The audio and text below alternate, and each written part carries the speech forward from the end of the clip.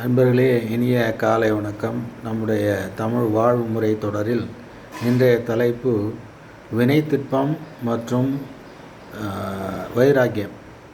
அதாவது நம்முடைய அன்றாட செயல்களில் நம்முடைய வழக்கமான செயல்கள் என்பது வேறு.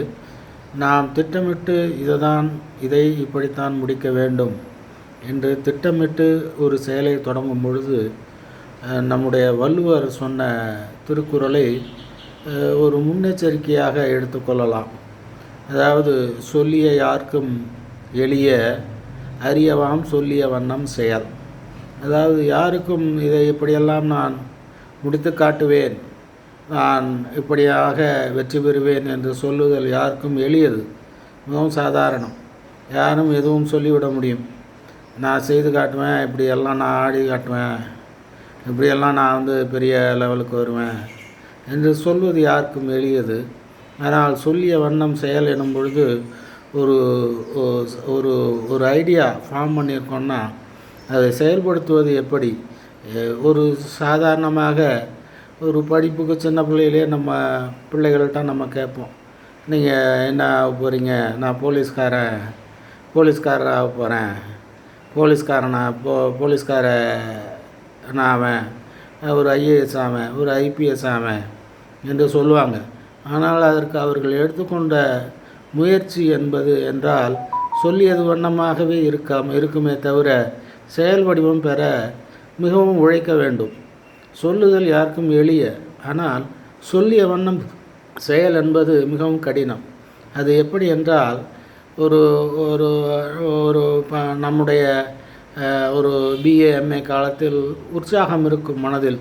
நம்மளுடைய மன உற்சாகத்தை வெளிப்படுத்துதல் தான் நம்மளுடைய ஆசைகளை சொல்வதாக அமைந்துவிடுமே தவிர அதை செயல்படுத்துவதில் ஆர்வம் காட்டுவது கிடையாது. நாம் இப்படியாக ஒரு ஐபிஎஸ் ஆஃபீஸர் ஆக போகிறோம், இப்படியாக ஒரு ஐஏஎஸ் ஆஃபீஸர் ஆக வேண்டும் என்று நாம் நம்முடைய ஆசையை வெளிப்படுத்துகிறோமே தவிர அதை செயல்படுத்துவது என்றால் மிகவும் கடினம். அதற்கு உற்ற உழைப்பு வேண்டும். இப்படி தான் செய்ய வேண்டும், இப்படி தான் பண்ண வேண்டும், இப்படியெல்லாம் உழைக்க வேண்டும். அதற்கான ஸ்டடி மெட்டீரியல் தினந்தோறும் குறைந்தது 10 மணி நேரமாவது அதற்கு செலவிட வேண்டும். Dedicated work. அதுக்கு நம்ம டெடிக்கேஷன் எவ்வளோக்கு எவ்வளோ கொடுக்குறோமோ அப்போ தான் அதை நம்முடைய கோல் ரீச் ஆக முடியும் என்பதெல்லாம் நம்முடைய இயல்பானது. அந்த இயல்பை வரவழைத்து கொள்ள வேண்டும்.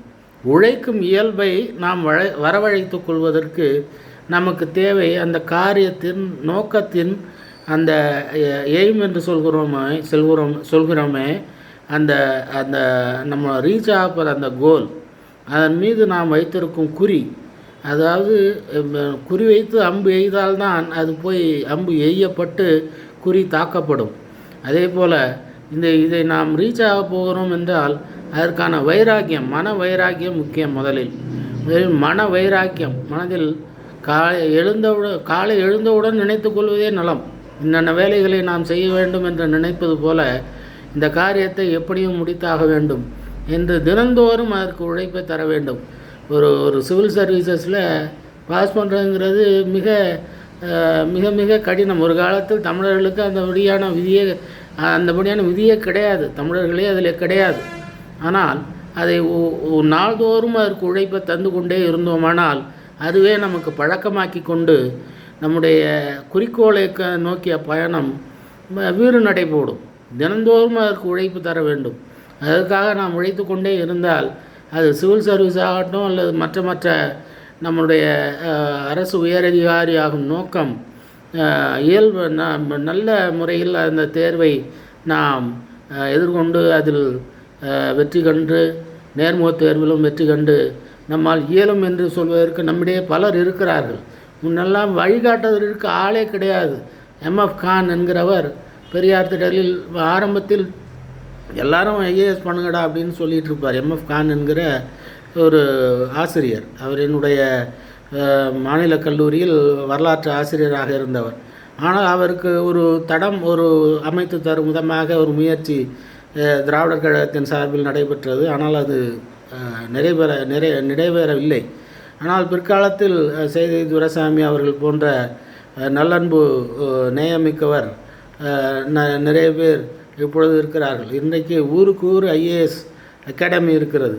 அதே போல் நிறைய பேர் நமக்கு இப்பொழுது கிடைக்கிறார்கள். ஒரு காலத்தில் சொல்லித்தரவே அதை முயற்சி எடுக்க ஒரு முன்னோட்டமாக ஒரு சில செய்திகளை தரவே தமிழ்நாட்டில் ஆள் கிடையாது. மண்டல் கமிஷன் வந்த பிறகு மிக நீண்ட உழைப்பு அதுக்கு தேவை என்றும் அதற்கான ஸ்டடி மெட்டீரியல்லாம் தமிழ்நாட்டுக்கு வரவழைத்து அதை கொடுத்த பெருமை அந்த சைதை உள்ள அந்த அகாடமிக்கு மிக பெருமை சேர்த்த அகாடமி.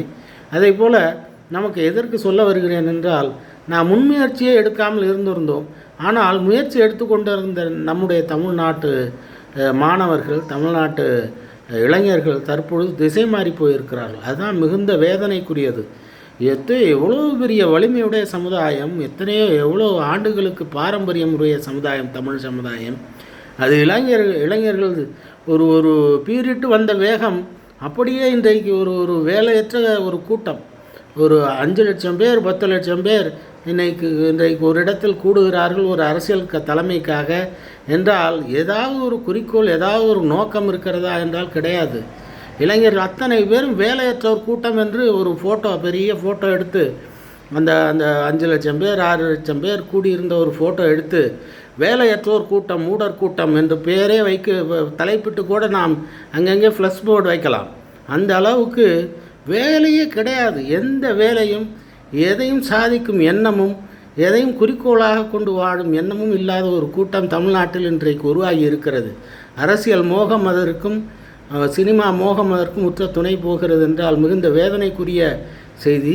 எனவே அந்த அளவுக்கு தமிழ் சார்ந்த சமுதாயம் சீரழிந்து விடக்கூடாது என்பதற்காகவே ஒவ்வொரு மாணவரும் தாயும் தகப்பனும் அப்பாவும் அம்மாவுமாக தூய்மையாக பிள்ளைகளை வளர்க்கும் நோக்கத்தில் மனதில் ஒரு குறிக்கோளை வைத்துக்கொண்டு அதற்காக பாடுபட வேண்டும். வினைத்திற்பம் சொல்லியெல்லாம் நம்மளால் செயல்படுத்த முடியவில்லை. மன வைராகியத்துடன் தினந்தோறும் நாம் குறிவைத்த இலக்கை நோக்கி தினமும் பாடுபட வேண்டும். அதற்காக நம்முடைய பிள்ளைகளை நாம் உருவாக்க வேண்டும் என்று இன்றைய தலைப்பை நிறைவு செய்கிறேன். இன்றைய நம்முடைய தமிழ் வாழ்முறை தொடரில் வினைத்திற்பம் அல்லது மற்றும் வைராக்கியம், மன வைராக்கியம் என்கிற தலைப்பை தொடர் நிறைவு பெறுகிறது. தயவுகூர்ந்த நண்பர்கள் நம்முடைய இந்த செய்தியை நம்முடைய நண்பர்கள் வட்டாரத்தில் பகிரவும், சப்ஸ்கிரைப் செய்யவும் என்று கேட்டுக்கொண்டு நம்முடைய இந்த தமிழ் வாழ்முறை தொடர் வளரும், தொடரும், மிகும் என்று கூறி நன்றி கூறி விடைபெறுகிறேன். நன்றி, வணக்கம்.